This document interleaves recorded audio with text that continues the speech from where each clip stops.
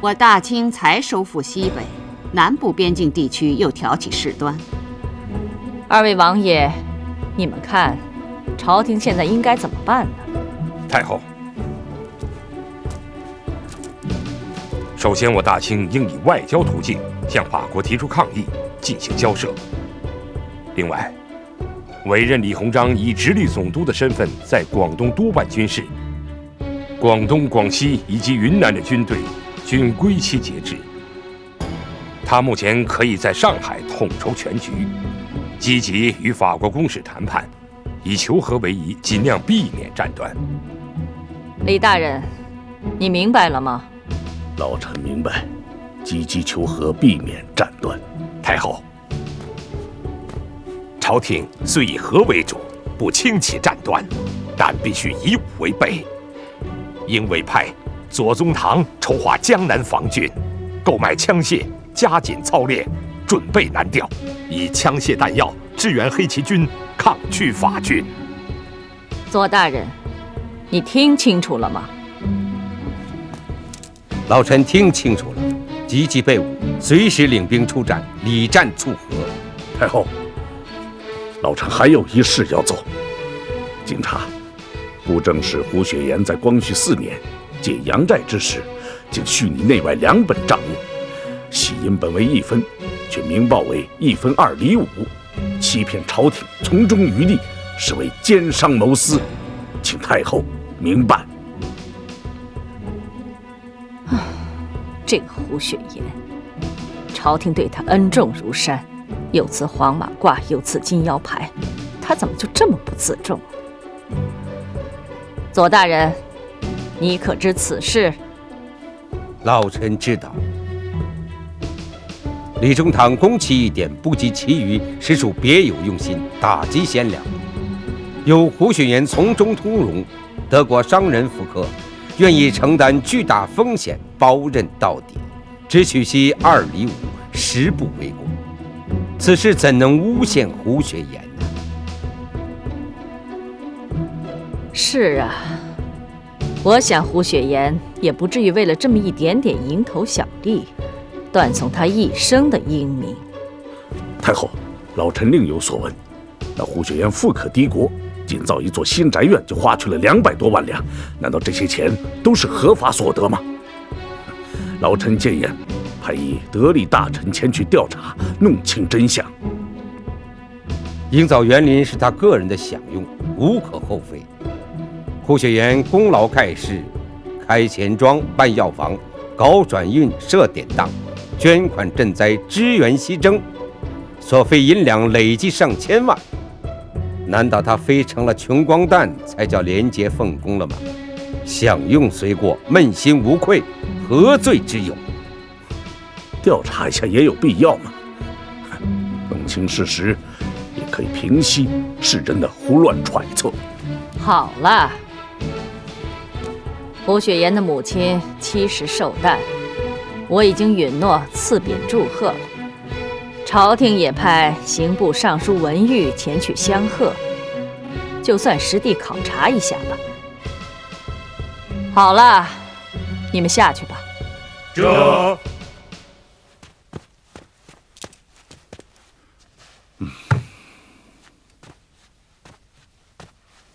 萧月说：“你可不能再辅佐左大人了。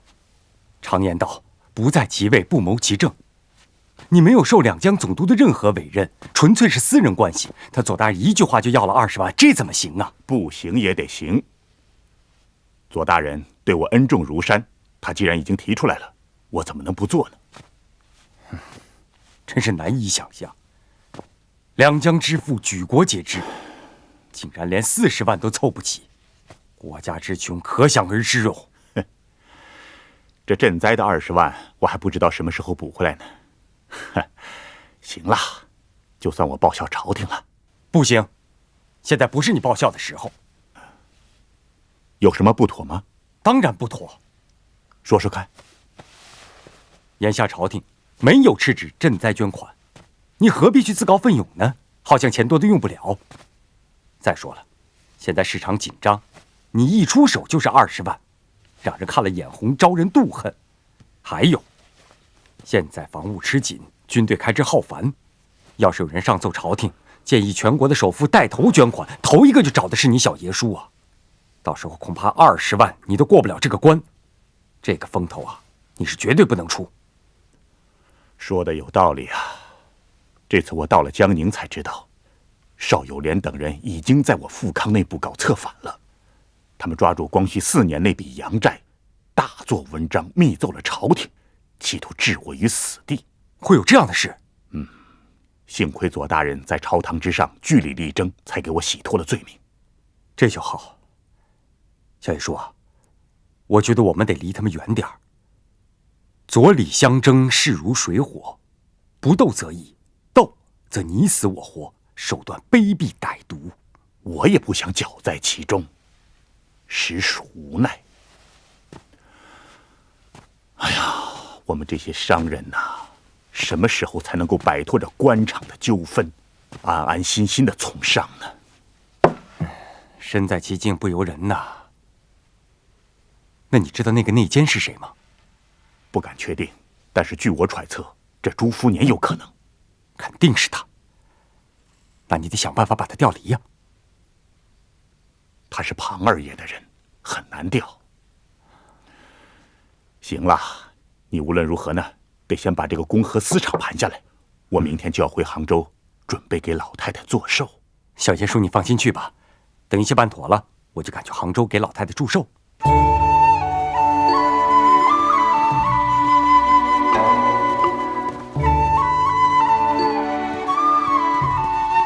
9月初8，眼看就到了。今年是老太太70大寿，我专门从上海赶过来，就是要和你们商量商量，看看怎么给老太太热热闹闹的办一次大寿。娘，70大寿，场面越阔越好。免了免了，雪雁正忙，最近身体又不大好，千万不要大肆铺张，兴师动众的。儿孙们磕个头，吃碗长寿面就行了。你们的一片孝心呐，娘心领了。娘，这怎么能行呢？人家说我现在是杭州城第1大富翁，娘的70大寿都不好好操办，这不让人笑话吗？雪雁呐，我们现在算是有钱人家了，但要想想过去的穷日子，一碗长寿面，不也快快活活的过生日吗？你还记得一个算命先生给过我几句话：成未必简，败或者奢，功成身没，执着什么？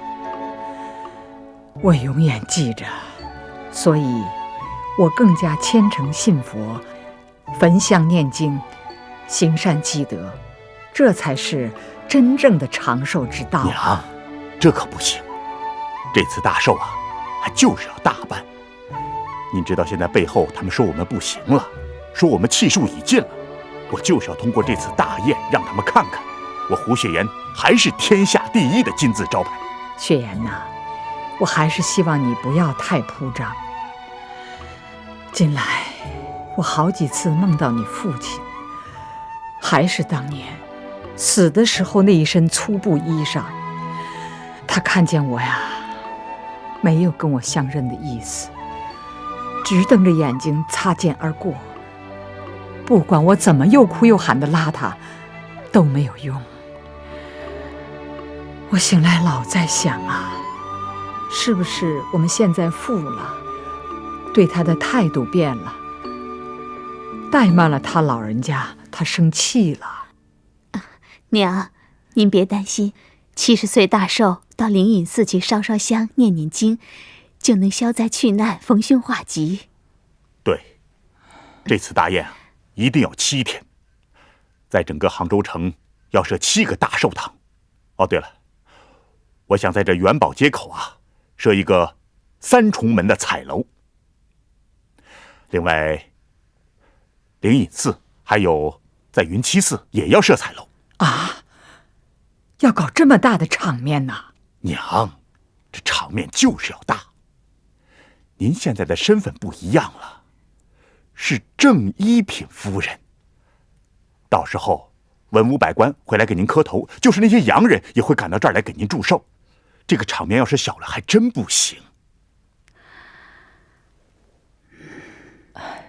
娘，我看您就别操心了，交给雪颜去办就好了。哎，怎么是我操办呢？这件事情由你总管，一定要热热闹闹的给娘办一次大寿宴。这是胡雪岩胡大善人的府邸吗？正是，大嫂有什么事吗？我想见见胡大先生。请问大嫂尊姓大名啊？我叫杨菊珍，是余杭举人杨乃武的姐姐。哦，就是去年轰动一时的杨乃武和小白菜的冤案。那请问你找我家老爷有何贵干呢？我们全家为了这个案子，已经是走投无路了。听说胡雪岩老爷侠肝义胆，乐于助人，主持公道，所以我想来求求胡雪岩老爷。那现在杨乃武和小白菜还关在监狱中啊？还在冤狱中，毕竟一个妇道人家知道难以翻案，只好准备一死。我们也苦于申诉无门，求天天不应，叫地地不灵。好，你在这稍微等一下，我去禀告我家大人。多谢。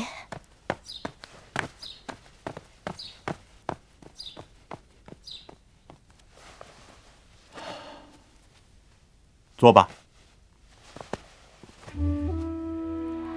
胡老爷，我死也不相信我的弟弟会做出夺人之妻、杀人之夫这样伤天害理的事情，所以我身背皇榜走了2个多月，到京城向督察院申诉。可是督察院不仅没有受理我的案子，还派人把我押回余杭。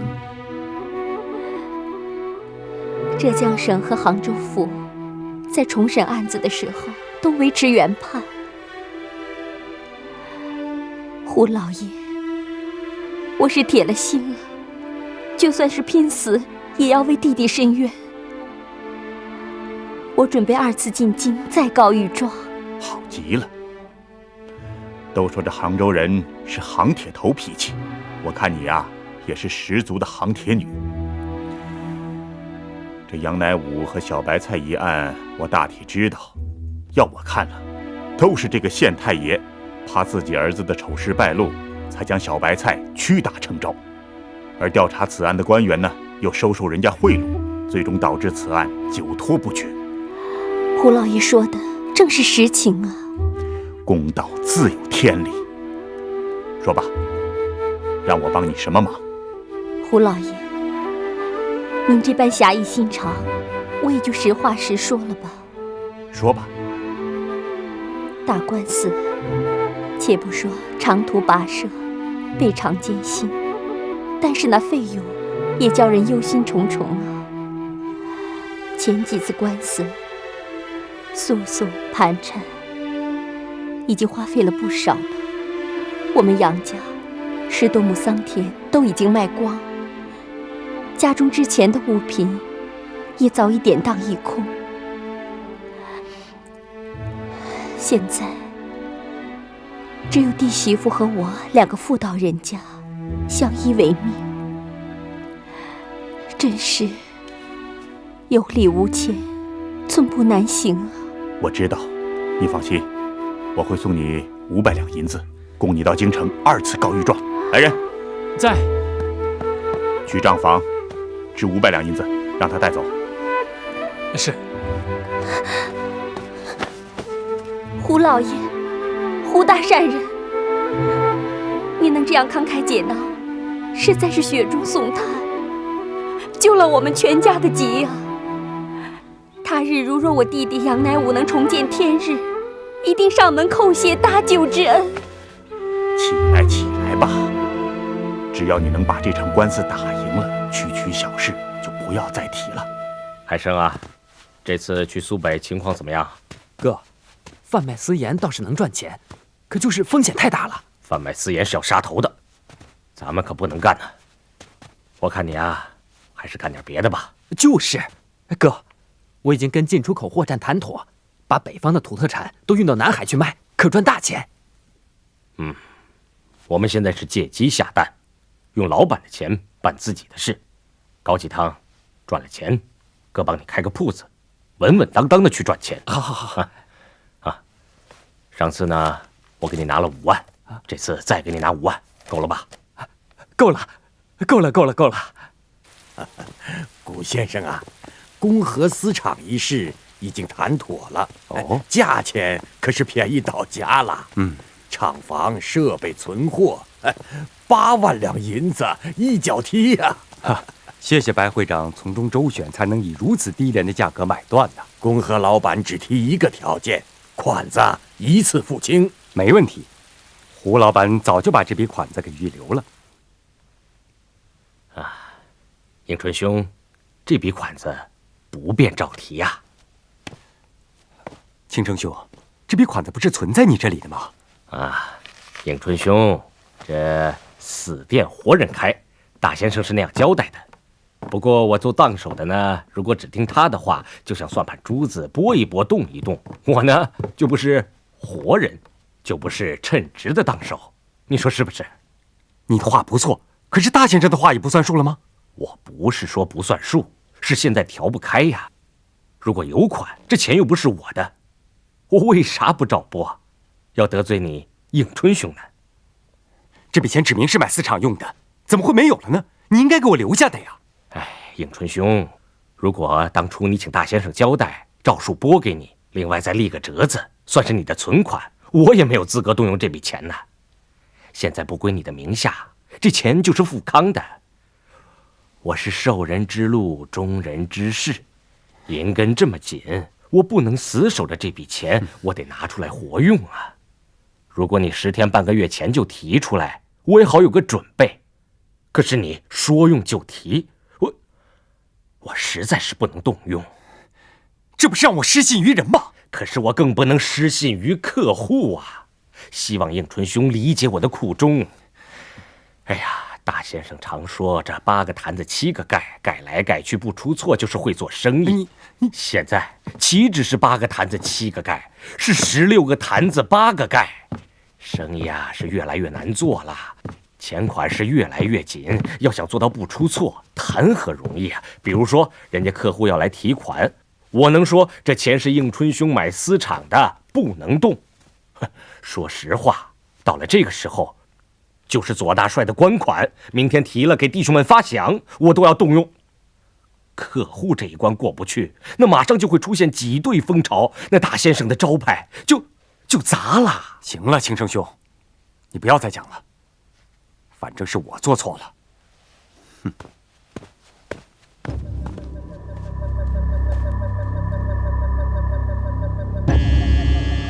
邵大人，好消息，好消息啊！什么好消息啊？左宗棠虽然把我们的告御状给挡住了，但是胡雪岩现在已经陷入了分崩离析、众叛亲离的地步了。哦，此话怎讲？我已经把胡雪岩的左右手朱福年、刘庆生掌握在手里了。刘庆生就是富康总管啊，他弟弟刘海生，我让他做南北出口的生意。刘庆生挪用公款，却偏偏碰到古应春要购买丝厂。刘庆生提不出款项来，他们现在已经闹翻了。太好了，这说明富康的头寸很紧呐。一点没错，现在我们都很清楚了。胡雪岩跟洋人合作，今年的生丝已经囤积了1200万两银子，还剩下多少银子他们可以周转啊？明年春天，我们要想办法让其他的丝商远而避之，叫胡雪岩一个人去收购，到时候让他背上像大山一样的生丝，坠入无底深渊。我们遵照中堂大人的旨意，去给胡雪岩的老娘拜寿。等寿拜完了之后，我倒要看看胡雪岩他怎么哭丧着个脸。这不是黄鼠狼给鸡拜年吗？啊！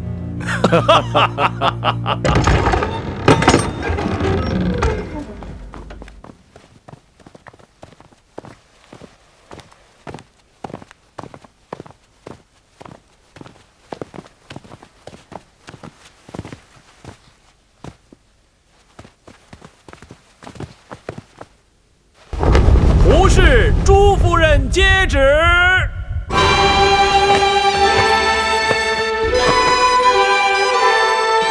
太后新闻，布政使胡雪岩慈母70华诞，特赐正一品，封典胡氏朱夫人。书得章文，受贬一服，以资永世垂念。钦此。谢太后隆恩。拜。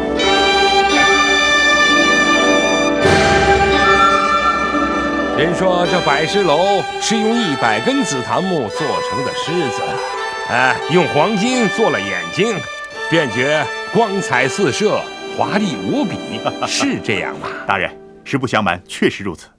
过去我一直认为京城的皇亲国戚的房舍那最为奢侈豪华，现在看了胡大财神的府邸，感觉那真是大手笔呀，艳冠群芳啊！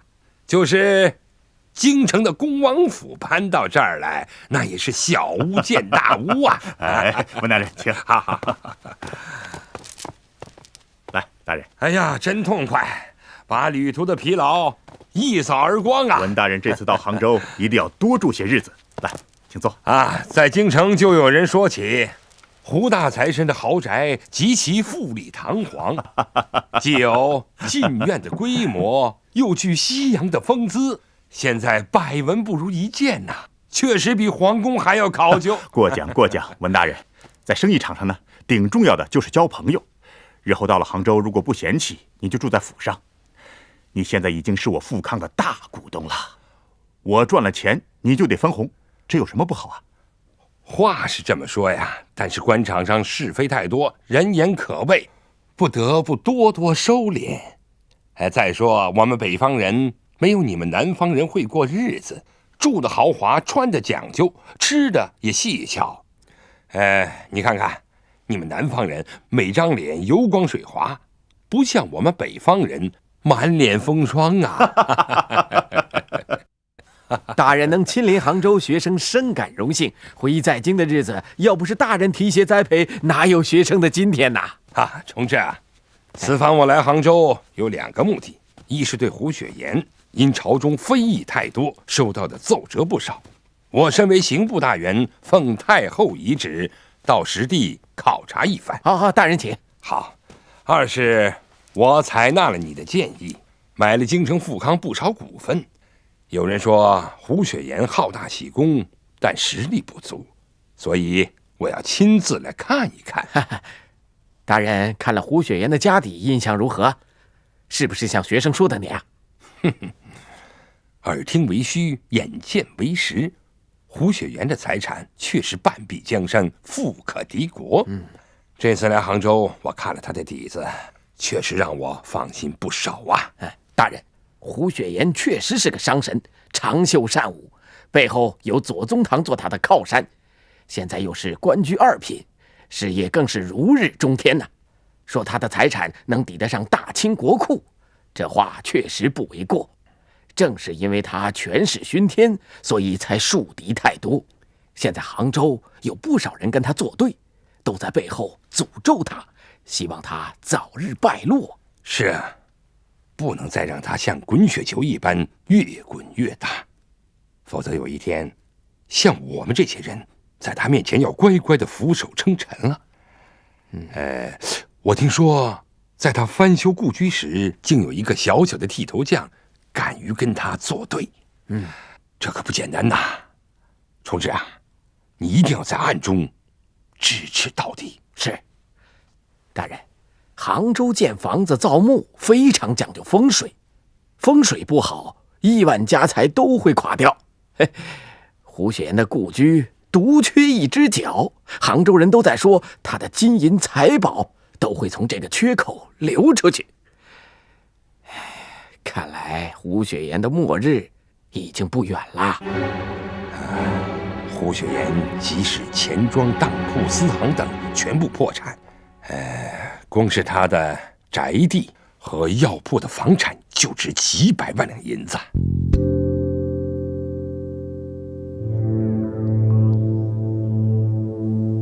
公使先生，胡雪岩一举垄断了生丝市场，杭嘉湖一带的生丝尽归他一人所有。现在我们的公司再也收不到生丝了，你要赶快想办法。记不得，我比你更着急。你看，国内发的一封加急电报，不少丝绸工厂因为缺乏原料，机器停转，工厂倒闭。我们大英帝国的丝绸一向是闻名世界，因为没有了生丝，连外销都趋于瘫痪了。那就要赶快通过外交手段，召回上海的官方对这种损害两国贸易的不友好的行为表示严重的抗议。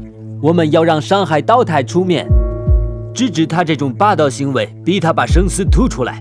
去年收购生丝前，我就拜会过道台邵大人，明确表示了我们政府的立场，希望他出面制止胡雪岩这种套购市面上全部生丝的不正当手段，从而保证我们英国侨商的利益。上海的道台大人明确表示，这不是政府的决定，而是胡雪岩个人的行为，我们要以商业手段同他展开竞争。可是现在生丝全被他一个人鲸吞了，我们向他买，等于向狮子口中祈求食品，主动权全在于他。那就这样吧，胡雪岩母亲70岁生日，我要去杭州拜寿，顺便以我个人的名义跟胡雪岩协商一下，把价格压下来。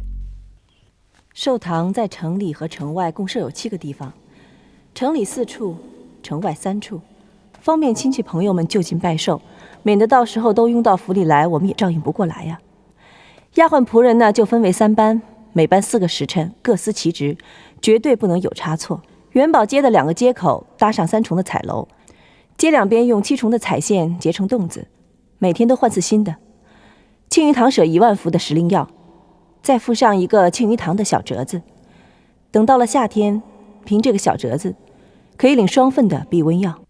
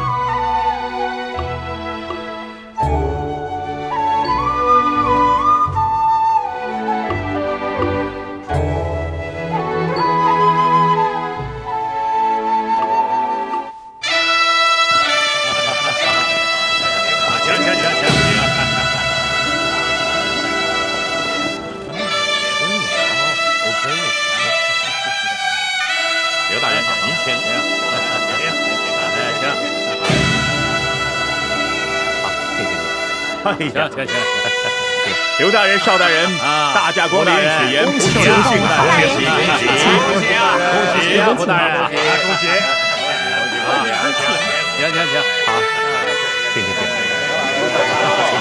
好，请。李明前，请。这边看，是啊，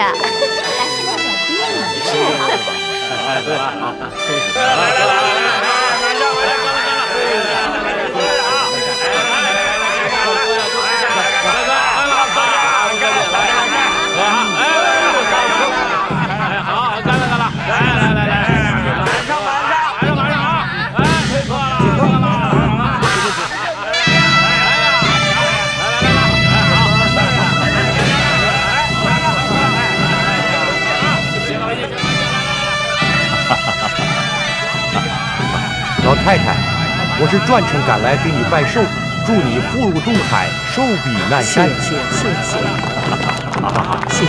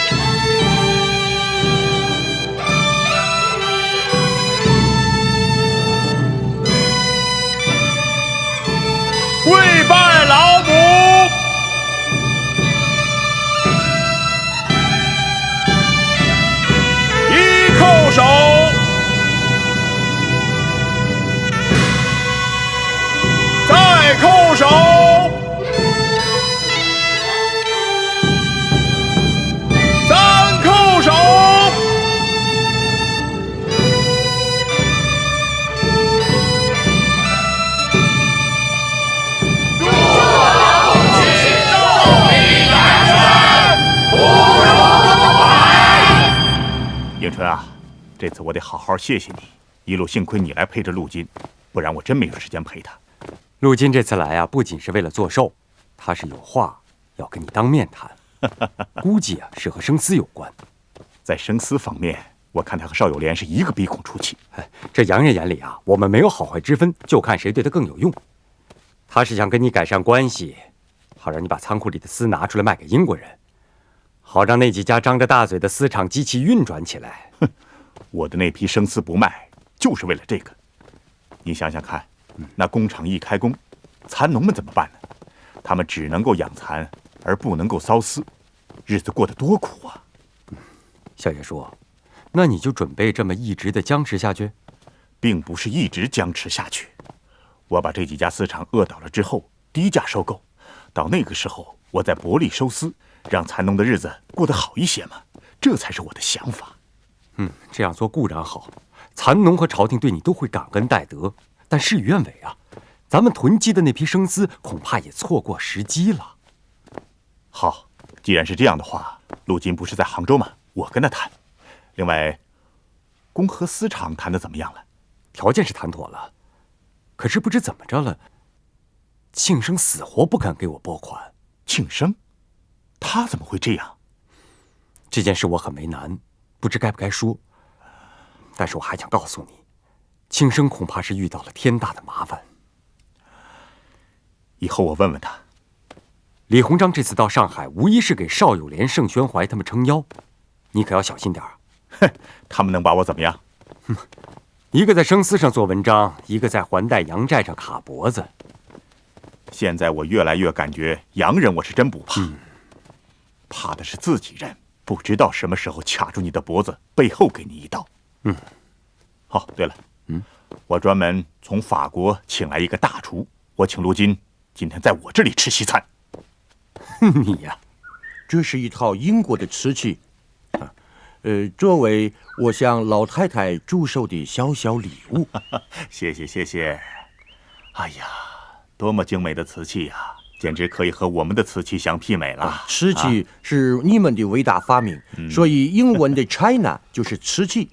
我们英国人把技术学了过去，也能烧制出精美的作品。所以证明，如果把你们的聪明和我们英国人的技术结合起来，不只是瓷器，还会有更奇妙的东西，比如茶叶、丝绸等等。坐坐坐。哎呀，说得好极了。胡老板，你是个聪明人，挺聪明的。你把市场全部的生丝都买了下来，你绝对不会把它当作艺术品，永远的锁在仓库里，而是想把它卖出去，对吗？我当然要把它卖出去。这商人压着手里的货不卖，那叫商人吗？关键是要看价格，这价格适中，我再脱手，这才是经商之道。胡老板，你和我们英国侨商在价格问题上已经僵持很久了，这笔贸易始终没有谈定，这样对双方都不利。我作为朋友，在你们中间疏通一下，是否会做出让步，从而使双方取得一个都能接受的折中价格？你看怎么样？折中？怎么个折中法？我们西方有一首诗：我爱的是春天，你爱的是秋天，我们都后退一步，就相会在热烈的夏天。说看，你这夏天的价钱是多少啊？啊，胡老板，听说你把价格提高到1500万两，而吉伯特只肯出到800万两，我看就加到1000万两，怎么样？你也太能杀价了，陆金先生。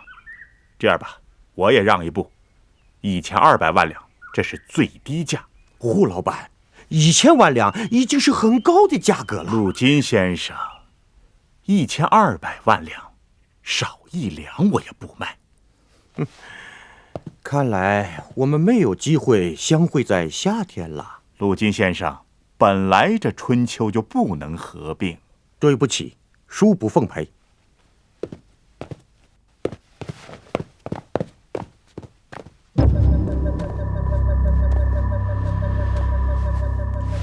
尊敬的先生们，我已经尽了最大的努力，胡雪岩认准这笔生丝是他发财的好机会，他想在价格上掌握主动，在财力和气势上压住我们。先生们，他绝对不会让步。哼，这个胡雪岩，我真恨不得一刀宰了他。宰了他也拿不到生丝，难道我们再没有办法对付这个胡雪岩吗？在这个世界上，钱是最重要的东西。胡雪岩他号称胡大财神，难道他手中的钱能顶得住各位手中的英镑吗？亲爱的朋友们，办法只有一个，我们要以牙还牙，明白？联合起来进行抵制。我们不买胡雪岩他手中的生丝，把他的生丝全部关在仓库里，叫他的资金周转不灵。对，这样。那国内的原料怎么办？工厂在等着这批生丝呢。你们可以向印度、越南、东南亚地区去买，哪怕比这里贵，也向他们买，这样才能真正把胡雪岩的嚣张气焰给打下去。朝廷现今看到左宗棠眼力不佳，身体渐差，也不便得罪。但我还要告诉你们，他在恭亲王眼里已经威望大减，在太后面前也已经失宠了。是啊，是啊，我们要想办法让左宗棠知难而退。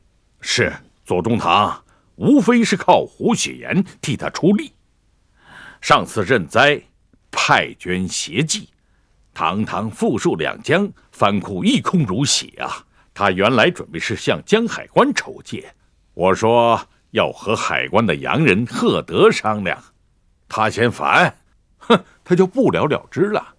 结果是啊，他向胡雪岩借了20万两银子。大人，如果左宗棠失去胡雪岩的话，我想他一定一筹莫展，寸步难行的。这次胡雪岩老母亲的寿诞，你们去了没有啊？我去了，极为奢华呀！哎，赶得上太后的寿诞了。更为可恼的是，胡雪岩把左宗棠的寿帐挂在上房，而中堂大人的寿帐却……好了，胡雪岩这个人确实讨厌。怪了，洋人倒是相信他。我和洋人去交涉，都受他的影响。既然如此，有一个办法可以叫洋人不再相信他，至少不像以前那样的相信他了。这件事情做起来没那么容易，你们要好好筹划一下。下官明白。